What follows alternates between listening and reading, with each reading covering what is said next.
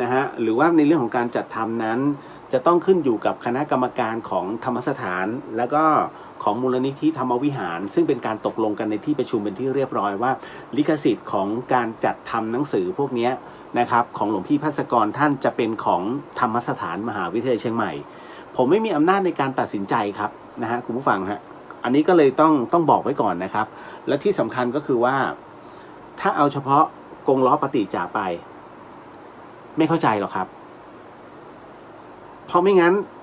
ผมจะทำเฉพาะกงล้อเนี่ยนะฮะแล้วก็ทำเคลือบอย่างเงี้ยแจกให้หมดเลยถ้าท่านเข้าใจผมเองเนี่ยอ่านแล้วก็ยังไม่เข้าใจก็ต้องอ่านให้เข้าใจก่อนขนาดอ่านแล้วนะฮะผู้ฟังมันต้องเข้าใจผมไม่ใช่หลวงพี่ภัสกรหลวงพี่ภัสกรหรือว่าพระอาจารย์ภัสกรท่านเนี่ยท่านแตกฉานแล้วดังนั้นเนี่ยพอเห็นปุ๊บหลวงพี่พูดเลยอันนี้หมายถึงอันนี้เวทนามันมีกี่อย่างมีอะไรบ้างนะฮะท่านจะบอกเลยนะครับเพราะฉะนั้นเนี่ยถ้าท่านเอาเฉพาะตรงนี้ไปได้สวยฮะแต่ไม่ได้รู้ดังนั้น อันนี้ต้องขออนุญาตแล้วกันเนาะในเรื่องของการขอสงวนสิทธิ์ตรงนี้เพราะว่าถ้าเอาไปถ้าผมเป็นหลวงพี่ภัสกรเนี่ยผมก็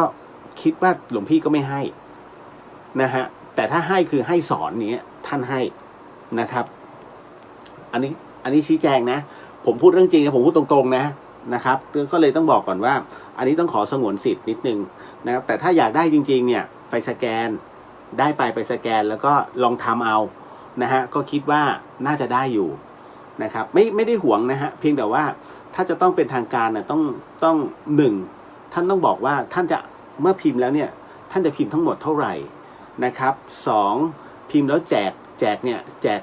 จกยังไงแจกเนื่องในโอกาสอะไรแล้วก็ผู้ที่ได้รับไปท่านจะเข้าใจหรือเปล่าปฏิจจสมุปบาทไม่ใช่ของง่ายนะครับนะฮะมันคือเรียกว่าคัมภีร์นะฮะหรือว่ากงล้อนะที่มันเป็นวัฏฏะสงสารนะครับกงล้อแห่งทุกข์เลยต้องเรียนรู้ทั้งหมดถึงจะรับรู้นะฮะเพราะอันนี้หลวงพี่ท่านก็เป็นผู้จัดทำผมเป็นแค่คนที่เรียกว่ารับช่วงนะให้กับท่านอันนี้ต้องชี้แจงก่อนนะครับสำหรับตรงนี้ที่ขอมา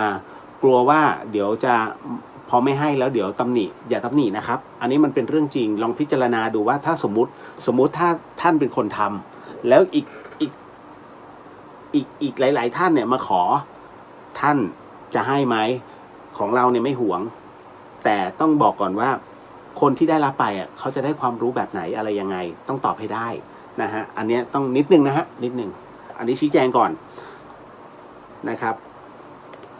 ก็รูปเล่มยังคงเหมือนเดิมนะครับอย่างที่ผมบอก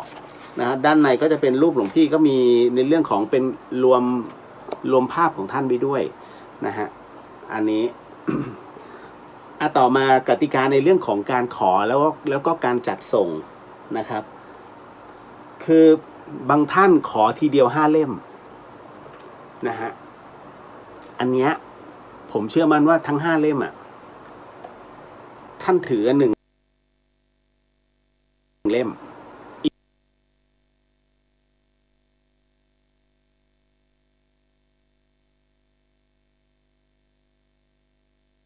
ีก4 เล่มถ้าแจกถ้าคนไม่ชอบเก็บจะใ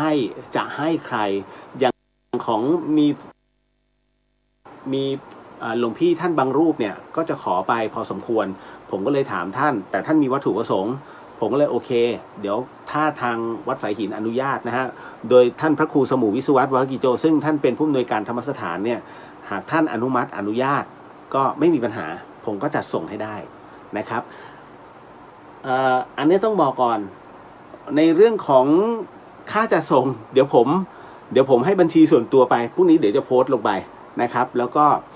ชื่อที่อยู่อินบ็อกซ์มานิดนึงแล้วกันเนาะนะครับคงจะไม่ต้องไปเอาข้างหน้าเพจนะฮะเดี๋ยวจะรู้เบอร์โทรส่งโทรศัพท์กันถ้าเป็นผมก็จะชอบอินบ็อกซ์มากกว่ามันคือส่วนตัวนะครับแล้วอีกอันนึงก็คือว่าทำไมถึงต้องจัดส่งก่อนทั้งที่บอกว่าตอนแรกจำได้ไหมตอนแรกที่บอกว่า จะต้องเผา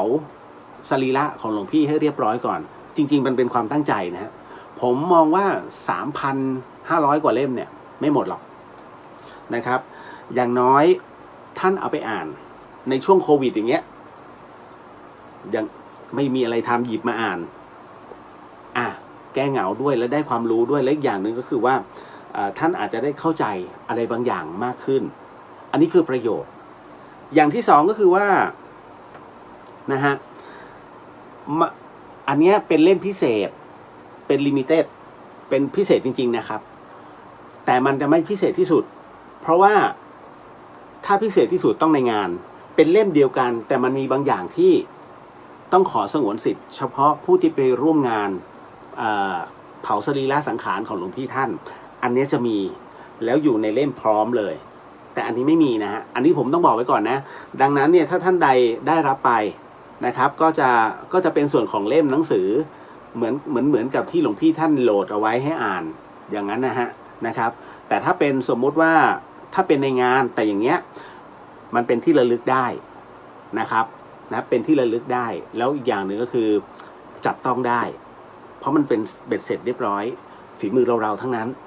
นะครับทุกท่านเลยแล้วก็รายชื่อของท่านซึ่งเป็นเจ้าภาพบุญแห่งความรู้อยู่ในนี้หมดนะครับก็เรียบร้อยนะฮะแล้วก็ที่มาที่ไปความอัศจรรย์นะครับทำไมถึงมาเจอไฟล์อันนี้ได้ก็อยู่ในนี้หมดแล้วก็มีการพูดคุยบ้างนะฮะในนี้นะครับอันนี้บอกไว้ก่อนนะครับแล้วก็เพราะฉะนั้นท่านที่ได้ไปก็จะได้เป็นแบบลิมิเต็ดนี่แหละแต่ไม่มีของนะฮะเป็นเล่มที่ไม่มีของ ถ้าท่านอยากได้เป็นคนมีของ นะฮะต้องวันนั้นครับต้องวันนั้นนะฮะอันนี้ก็ต้องชี้แจงนะว่ามันจะต่างกันแบบไหนมันจะต่างกันตรงที่ถ้าท่านได้ไปแล้วก็ได้รับตรงนั้นมันมีจำกัดฮะผมถึงได้บอกว่า400ท่านแรกได้แน่ๆนะฮะแต่ที่เหลือนั้นเดี๋ยวดูอีกทีนึงนะครับแต่พยายามจะให้ได้ทุกท่านที่ไปร่วมงานในวันที่หลวงพี่ท่านนั่นคือเผาสรีระสังขารตอนแรกนั้นนะฮะตามกำหนดการก็คือวันที่18ธันวาคมซึ่งเป็นวันเสาร์นะฮะปีนี้18ธันวานะครับก็จะ